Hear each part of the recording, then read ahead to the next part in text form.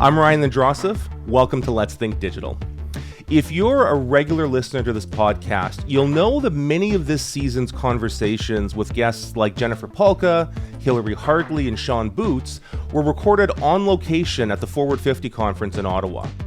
Now, if you haven't heard of FWD50, you should. It's one of the premier conferences on digital modernization in government and exists to help answer one vital question: how do we use technology to make society better for all?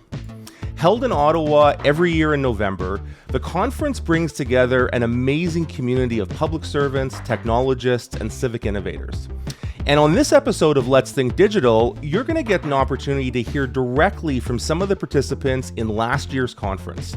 We had set up a Speaker's Corner segment where we invited anybody at FWD50 who wanted to share their views on what their hope for the future of digital government is and what they think might be stopping us from getting there.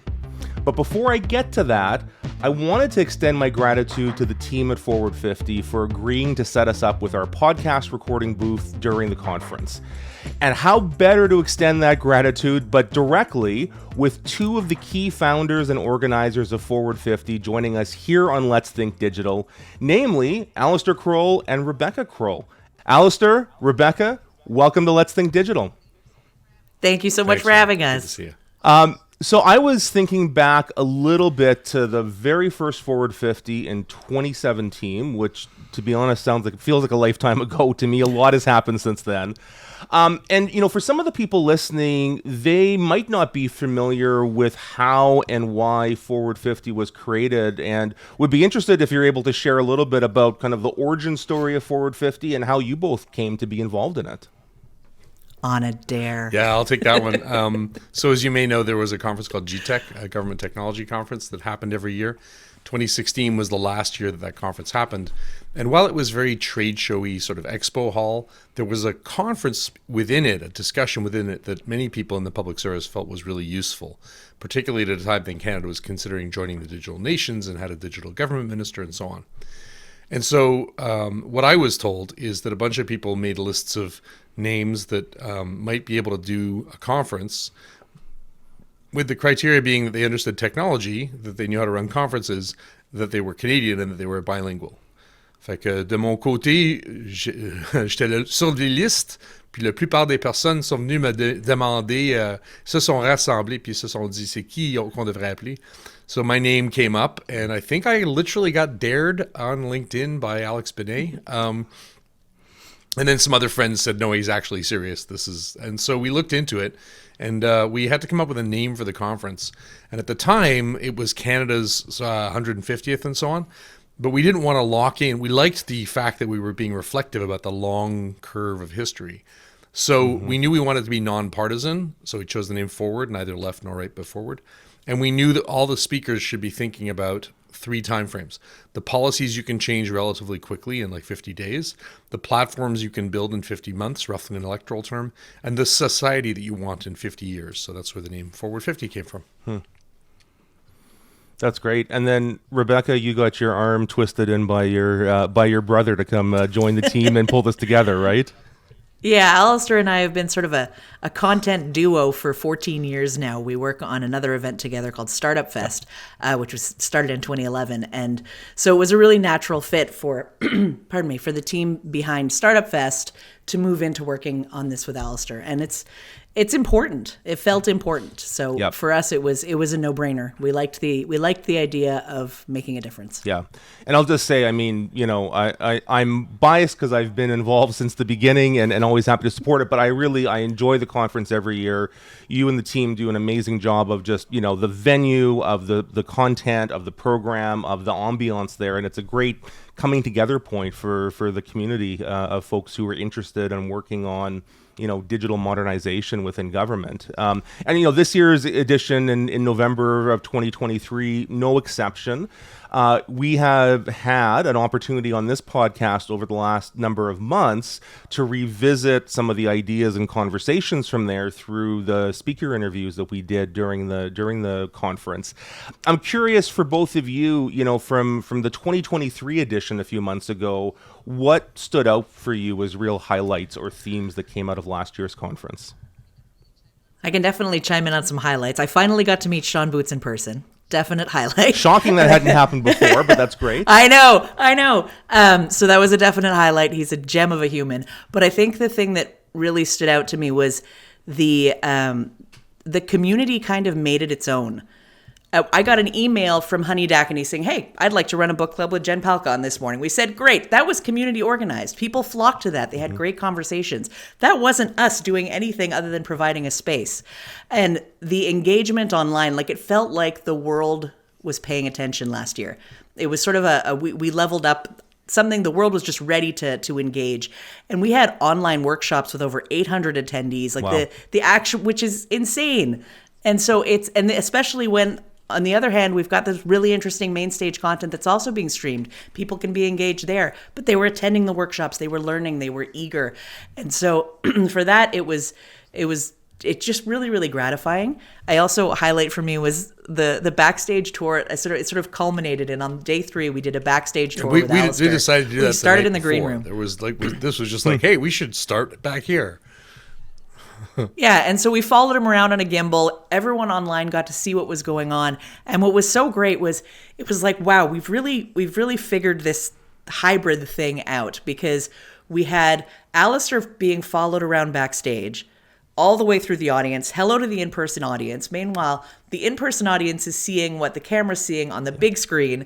We're able to pop in the comments from the online audience up to that screen so that the in-person audience can see them all being like, hey, hi from so-and-so, hello from Australia, wherever they might be tuning in from. There was this sense of we've really managed to bring the community together. Yeah. And that was tremendously gratifying. Feedback loop you see on the gimbal camera, the people's reaction to the person at home putting up a comment to say hello to the people in the room. We didn't know that could work, but it was pretty cool when it did. Yeah, and I was just going to say, I mean, I think for everybody listening, we know how tough hybrid events are, both as a participant and as an organizer, and I think you've really done an amazing job of trying to zero in on how to make that an experience gratifying and useful for people on both sides of that. Alistair, from your end, anything that really stood out from last year's a couple of conference? things. It was our first time doing an executive cohort. That was a new experiment. We try very hard to reinvent ourselves before we have to, because that's something we encourage government to do. It's always frustrated me that while you need to write a document to explain why you're going to do something differently in the government, there's no document you need to write to explain why you're still going to do things the same way. And so one of my philosophies is sort of reinvent things while you can. We ran this executive cohort. We didn't charge extra for it. It was the executives who qualified could attend. But 70 people there. You saw some of this stuff. But it was really interesting. We had 2 weeks online, and it was interesting to see how well that worked. People had a little bit of Zoom fatigue, but by the end, when they met in person, they already kind of knew each other, which was nice. The other thing that this sounds weird, but it's always the little things that get me about Forward 50. 2 years ago, this woman came out to me in tears, and I said, what's wrong? And she says, nothing's wrong. It's the first time in 3 years I've wanted to go back to my desk. And that really stuck with me. So this year, we were out back watching the loading trucks come in, and there was a woman who was like, we brought 10 people for my team this year. And I go, that's great. She said, well, last year we only brought 2. I said, oh, how come? Oh, we had budgets. So what we did is we went back to our office, and each month we'd pick a thing we were working on. And the 2 of us that had gone found a video or 2 that was related to that topic. And we'd all watch those videos. One of us would log in on Teams to access and would stream the videos. And then we'd talk about how to apply those lessons in policy making or whatever to the project we're working on. I'm like, wait, you really use these things? So as an organizer, I think we don't really understand what people are doing with the community that we've built. And it's really nice to see those kind of emergent properties. To me, that's the sign of a healthy event. Yeah, and I think for people who actually may not be aware of this, you put a lot of the content from the conference online. And I think you were saying to me, Alistair, the content from last year's conference from 2023 will go up in May to be available to people. Do you want to explain that, Becky? It's available. Yeah, absolutely. It's available on our community platform Access, which you can access through our website. Yep. For all ticket holders, and anyone can access previous year's content. So it's up there. The world can take a look, whatever's useful. We've got a really great catalog of some incredible videos up there that we've been filming really since 2020 when everything locked down and we moved to fully virtual. And so we continue to update that. And what we do is keep it gated for our ticket holders until May. And then in May, we, like the other years, make it open to everybody. So coming in May, all of the 2023 content will be available to anyone who's interested in hosting some viewing parties. Yeah, that's great. So, we'll put a link in the show notes for your YouTube channel, but there is a wealth of resources there and really would encourage people to check it out. So speaking of 2024, we're about 8 months away from our this year's edition of Forward 50. And I know you're probably still a little bit in recovery mode from last year, but planning starts early on these things. So I wanted to maybe get you to talk a little bit about, when you're planning an event of this magnitude, like when do you get started? How do you decide what's on the agenda and what you're going to focus on? Becky, how many Forward 50? Yeah, December how many 1st. Forward 50 events did you have in your calendar this week? I had 7. I went and looked. Yeah, we've had it's honestly become a year-round thing, which is great. The thing that's really incredible is the community that's coming around this, yourself included. We've got partners from around the world now that want to contribute, that want to get involved, that have ideas, that want us to come to them.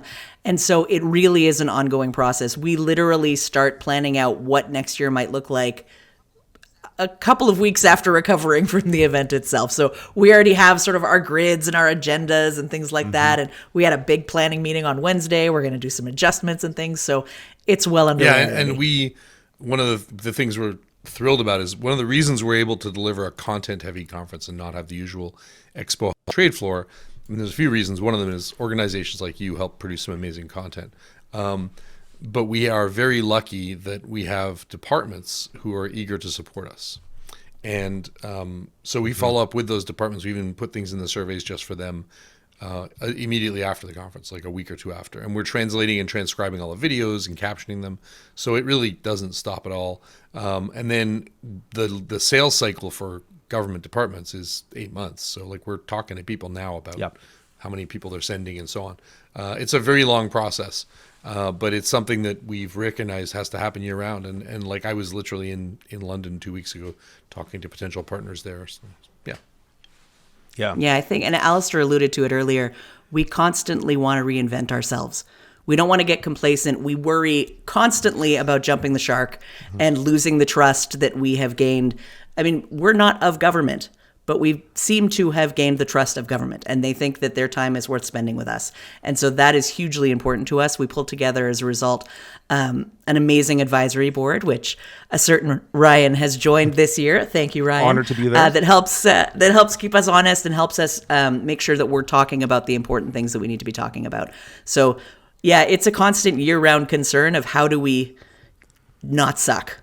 Yeah, well, I think you've more than met that bar, and I think it shows in terms of that evolution that happens every year. And I will just say the international flavor to Forward 50 is always a highlight too. I think that's one of the nice things about the event is, largely Canadian participants, but you're getting a very wide-ranging both kind of content experience, but then as somebody who's been involved a little bit more behind the scenes, you get people connecting, right, when they come together from all over the world for these few years. And I think there's been some very interesting kind of side conversations that have evolved and bubbled up over the years from remember from these year events. one, Canada was not in the Digital Nations, and we kind of engineered a meeting where a bunch of the right people were all together around a bar. Like we literally said, you're all going to come in and we're going to stand here. And I think 3 or 4 members of the Digital Nations plus Minister Bryson, and within a few months, they were flying off to New Zealand to sign membership. Yeah, and that kind of social connection within these communities internationally can be so important long term, right? In terms of the benefits of building that community more broadly. You mentioned survey, and I wanted to just also highlight this for listeners. I think one of the very participatory things that you do each year is have a content survey that goes out to anybody who wants to give feedback on what should be on the agenda for the coming year. That content survey I know is live right now. We'll put a link for it in the show notes for people to be able to go fill it out. But if you want to just take a moment and kind of mention, what's in the content survey and how that's helpful to shape the agenda each year. That's on you, Becky. I've done enough talking. Yeah. Oh, is it? I was going to say Alistair crafts the survey and crunches the numbers every year. Essentially, what it is, and what's interesting is that because we've been running it so long, we can see how priorities have shifted, and it's going to take you about 7 to 10 minutes to fill out. It's not a quick survey, but we want people's attention on it because it really does help inform us what we should be teaching at Forward 50. So what's front of mind? What's not front of mind? Where have your priorities shifted? So if anyone listening, please go and fill out the survey. You will help us a lot. The more answers that we can get from more people around the world, the more helpful it is for us to craft useful content. Ultimately, that's it. That's what we use it for. Yeah. No, that's great. And and speaking of content and kind of themes that come out of Forward 50, certainly, on this season of the Let's Think Digital podcast and with some of the interviews we did at last year's Forward 50, there's been kind of this persistent notion of us feeling a bit stuck in the mud right now on digital here in Canada. And this question around how do we take our ambitions and our dreams and actually turn them into something real and tangible. I'm curious from both of you, when you think about the evolution of Forward 50, do you see that conversation having evolved over the last 7 years, or do you share this kind of sense of stuckness that I think a lot of people were expressing?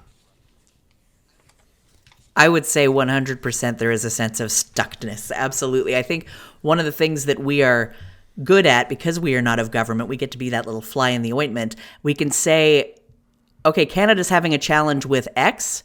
Who can we look at from our global partners and say, who's solving this problem well, and bring them in, and maybe they can shed some light. They can show how they become unstuck. I think we have a lot of content focused on hacking bureaucracy and how to get around the norm.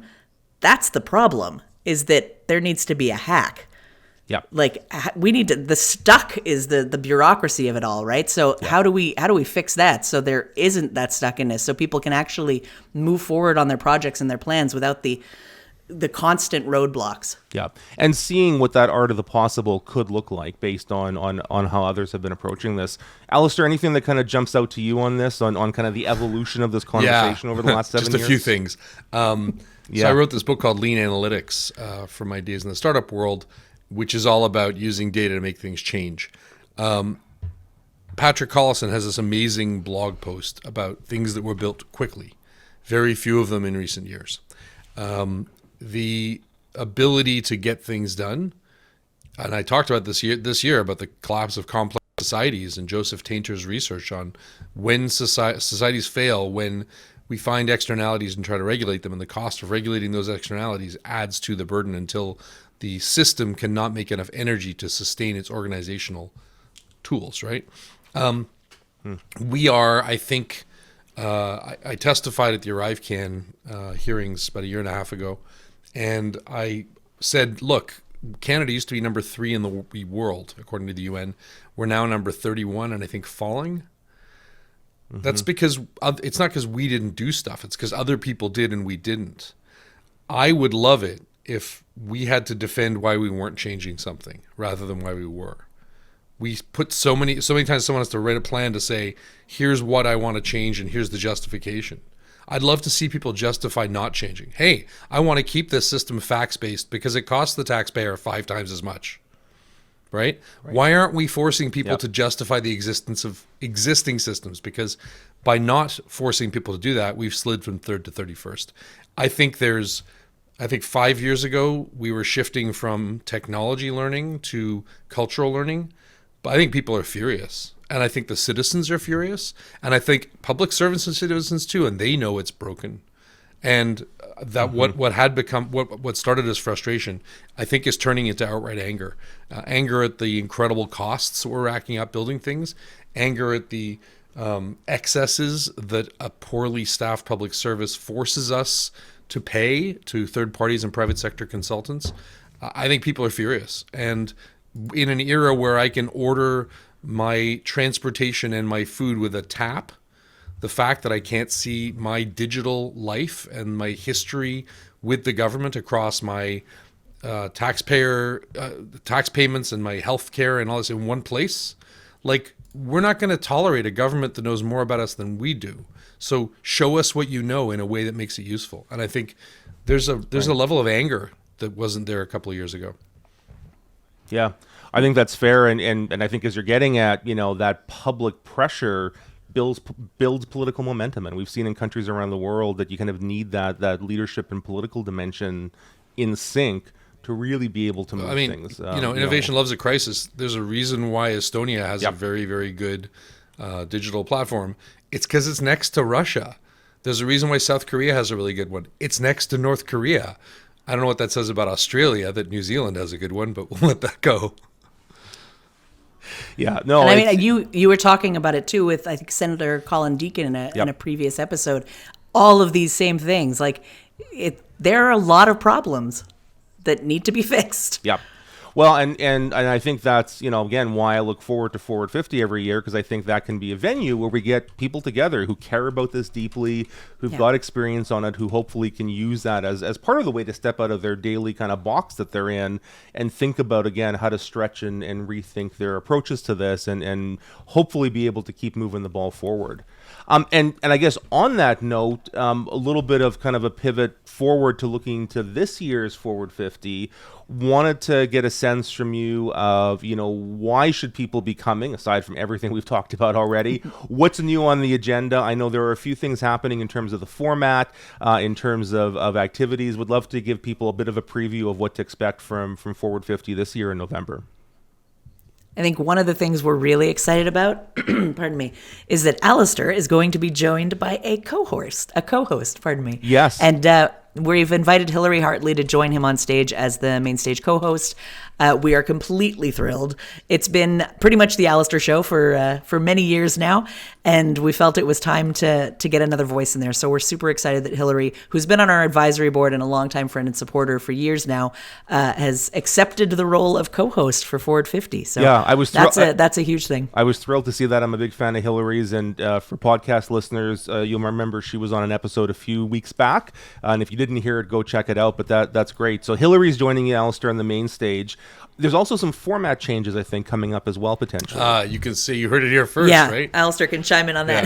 You heard it here first. So Becky actually said something a few months ago. She's like, now that we have figured out hybrid, where there's some things that work really well in person, like in-person workshops and face-to-face networking.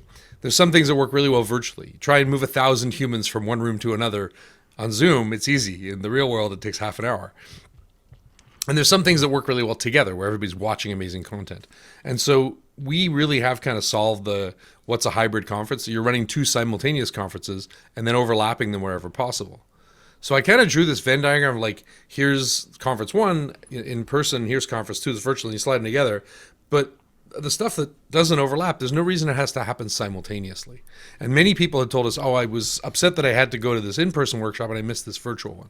So what we're thinking of doing this year, and this is still, I would say 10% tentative because we're working on some of the details, but we just finished a series of calls with all the big departments, is we're going to do an online-only day sometime in October.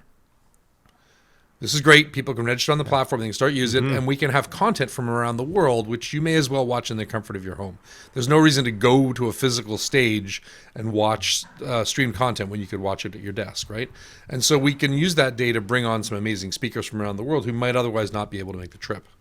And then we'll have 3 days in person, but the third of those 3 days would be in-person activities only, much more focused on engineered networking, because many people say they love connecting with their peers. So if we bring some of those speakers and mentors in, they get to connect with their peers.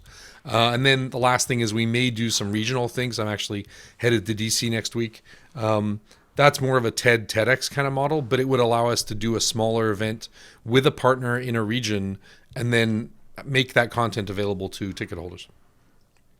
That's great. Yeah, I think those all sound like great innovations on the agenda, and looking forward to seeing how that all comes together this year.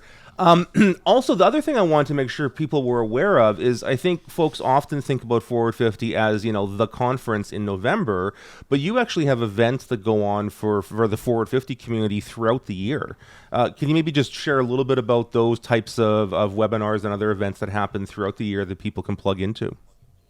Absolutely, yeah. Something that we started several years ago now, we wanted to find a way during the pandemic to keep the community engaged because it was rough. Like really early on, we started doing something called forward thinking, where we'd bring together people sort of once a month for conversations. Now that we're sort of back to the new normal, we run things, one called book clubs. We do book clubs, which are open to everybody. We run them through LinkedIn Live. And then we do our Forward 50 extras, which tend to be sort of same format. We use LinkedIn Live, and we talk to folks that are doing amazing things that we want to shed a spotlight on. We're very fortunate that we have this platform, and our goal is to highlight great people doing cool things. And so that's what sort of falls under the Forward 50 Extras umbrella, is that online content that we offer throughout the year. That's great.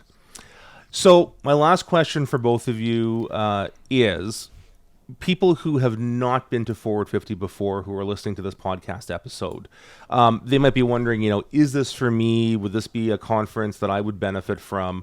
So number one, who's the conference for, and who should be there of people who haven't attended before that you'd like to see attending? And then for those who are interested, where can they go to get more information about the conference and the other programming that you run? So, good question. We aim the conference at public servants. It's not aimed at politicians. It's not aimed at the private sector per se, although they're certainly valuable to have in the room. It is aimed at public servants around the world. That includes people at the municipal, county, state, provincial, and federal level. In fact, there's a program we have called the Regional Access Pass, where two people from any government in the world, so two people from a municipality or from a state or whatever, can claim tickets to attend virtually for free. We are a for-profit company. We're a very small for-profit company, and the profits aren't very big either. But we want to make sure that we try to be good citizens, and in that regard, that's why we put stuff on access for people to watch. So this regional access pass thing, I think there are literally tens of thousands of people potentially who could attend this conference virtually for free. And so just letting them know, hey, this is valuable stuff where you will meet your peers and hear other people who've encountered the same problems for free is a big thing. The second thing is, last year, there were $19 billion of budget cuts announced in the federal government. And we decided to initiate a program called No Department Left Behind, where we gave 2 tickets to every department.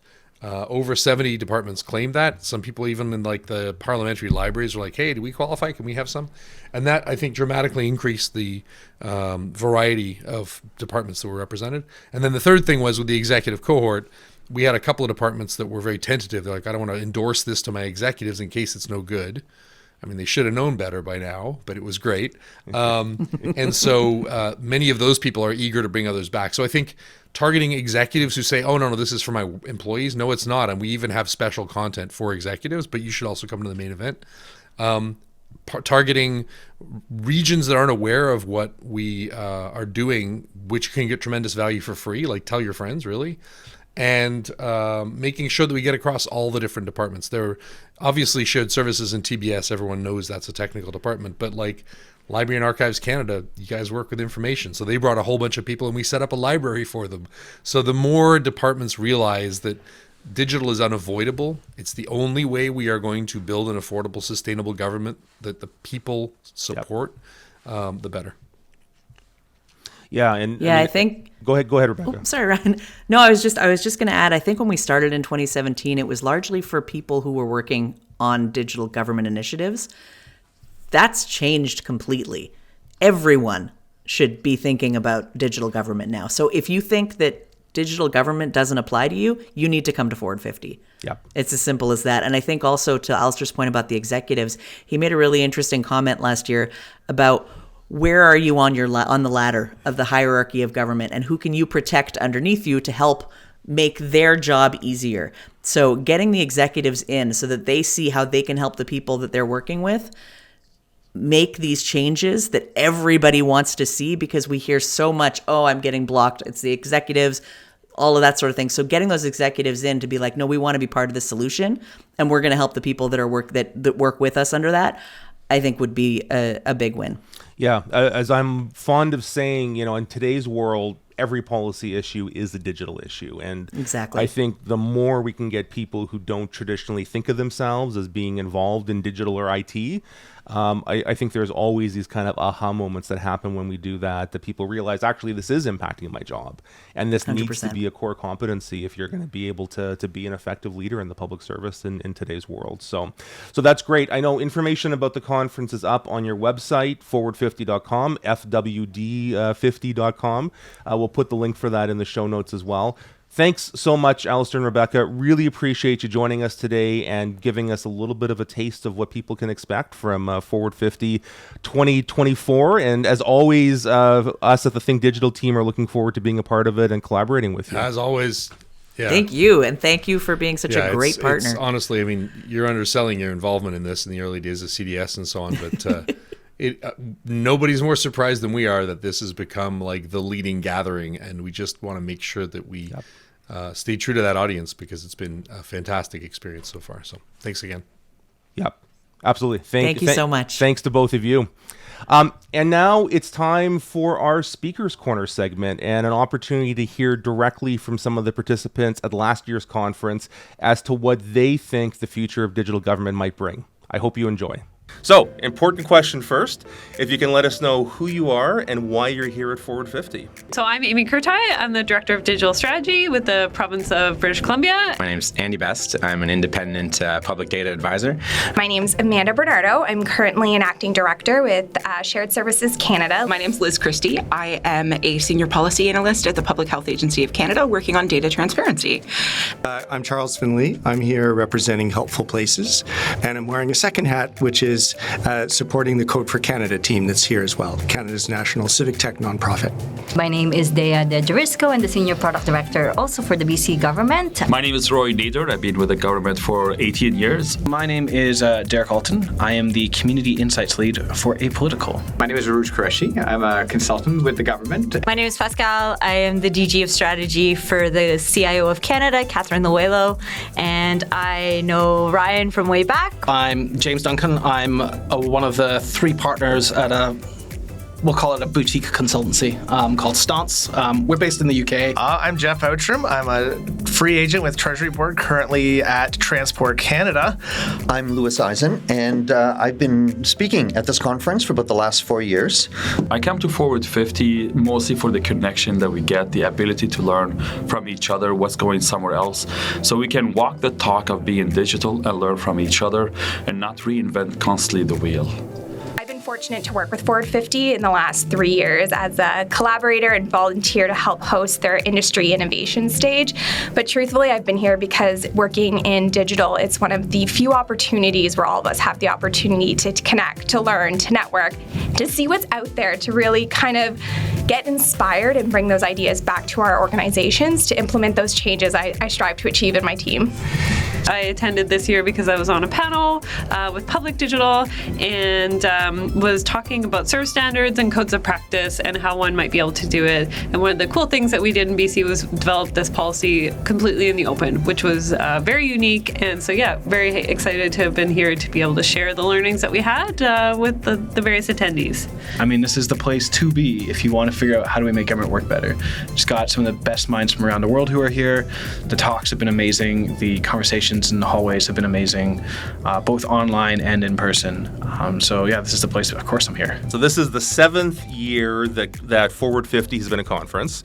So if we think to 7 years in the future, right, if we're back here in 2030, what is your vision or ambition for what you hope government looks like by then? Think about government so good you don't even know it's there. So, and we've seen pockets of innovation in this space. Like you have ESDC doing auto enrollment. When they have good data on when you turn 65, they can automatically enroll you for benefits like CPP or OAS. We know the vast majority of Estonians, we love Estonia, but can file their taxes in under 2 minutes. And I think that there's so many opportunities there to better serve people and to design client experiences that are user-centric and that actually get people the benefits that they need without them having to do all the hard work on interacting with government.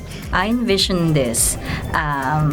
Digital talents across the BC Public Service, building human-centric products and services, and not just that, but all those systems talking to each other that creates a streamlined process.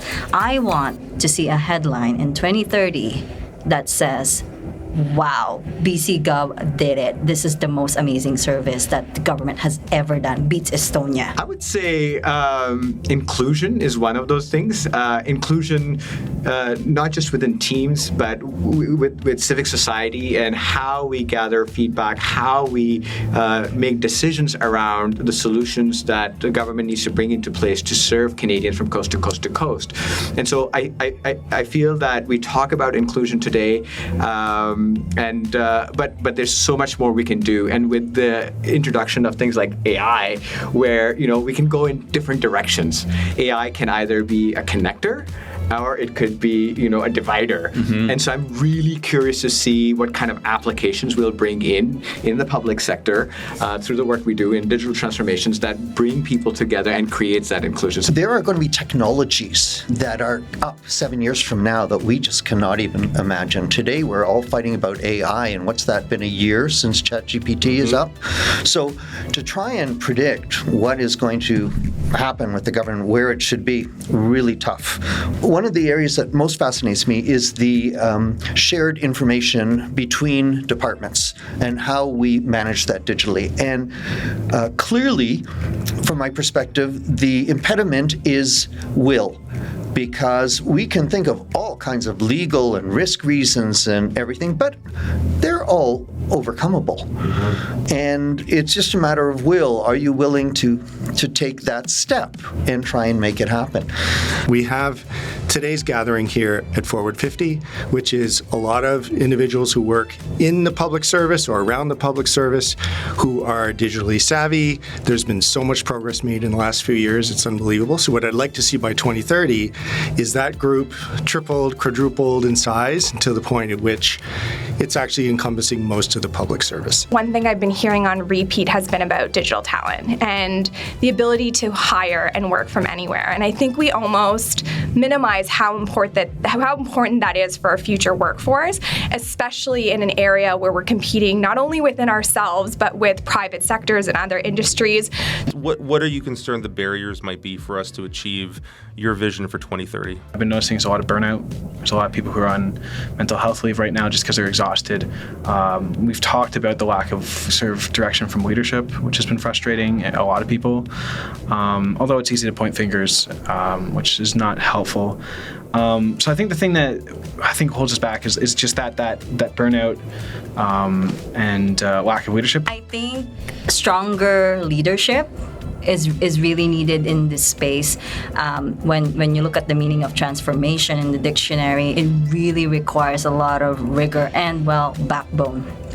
And when I say backbone, is having the integrity to make the decisions that you've made, and seeing that through, and also inspiring the people that work with you to enable the change. The nature of the organizations we work in is that they do compel you into a box, and the tallest poppy gets cut down with a great deal of frequency. And I think the hardest thing is for people to act in such a way that they are willing to take the risk of being cut down. We have a really big culture that we need to have a fully costed out, totally done every contingency plan before we can start even the most minor of improvements. And if you can't iterate, you're never going to be able to really deliver real change. And so what I really hope that we can do is get past that culture of everything must be solved before we can try and solve anything, and really just try and start with small steps and get every win along the way. We're seeing, and I kind of fear it, is this idea that the government is going to own your digital ID. That's a concern to me because people have no problem giving that to private sector and they have every problem giving to government, when ideally there are actually already laws in place to protect people from their very fears. And their fears are actually coming true in the private sector.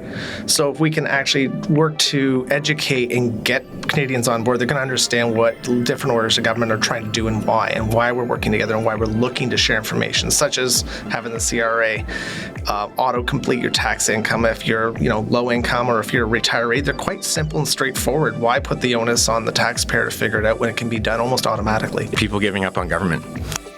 We have to, it's a big theme, and it's part of what state capacity is driving at, but we have to believe that government can deliver things. Government can solve hard problems. We have to believe that government can invent, government can regulate, government can still help to play a foundational role in ensuring a safe, prosperous, forward-looking society. We need strong folks that are going to support, the up-and-coming public servants that are maybe coming in with knowledge that we don't have, or, there was a great talk this morning about in a couple of years, there's going to be a whole cohort of public servants that have been using AI and ChatGPT for years, and how are we going to be preparing them for a career in public service? And so I think this being openness to change and being willing to kind of rise with the tides and weather those things will really help us be more open and kind of get to where we want to be in a number of years. But if we're resistant to that, or we put up our own barriers, that's going to really prevent us, I think, from getting there. I've got a request to my colleagues out there in the government. The moment you catch yourself in a meeting and you're saying, this is our culture, we always have done it this way, it takes time over here, you are part of the problem. I start asking, what can we do differently to break away from this? So the moment you keep asking yourself, or you hear somebody in the meeting asking, gently, politely nudge them into a different shift of mindset where you start looking at, I understand, but what else can we do to achieve our goals and get there on time? And that's the show for this week. Thanks again to Alistair and Rebecca for joining us and giving us a bit of a preview for Forward 50 2024. And a really special thanks to everyone who participated in our Speaker's Corner segment at last year's Forward 50. So will you be there at Forward 50 this year? What's your vision for what digital government should look like in 2030? Let us know. If you're watching on YouTube, tell us in the comments below, or you can email us at podcast@thinkdigital.ca, or use the hashtag #Let'sThinkDigital on social media. Also, remember to like and subscribe. And if you're listening to us on your favorite podcast app and you like this episode, be sure to give us a 5-star review. We're also on the web at letsthinkdigital.ca. You can visit our website and sign up for our newsletter, and also catch up on past episodes of the podcast. Today's episode of Let's Think Digital was produced by myself, Wayne Chu, and Aislinn Bournet. Thanks so much for listening, and let's keep thinking digital.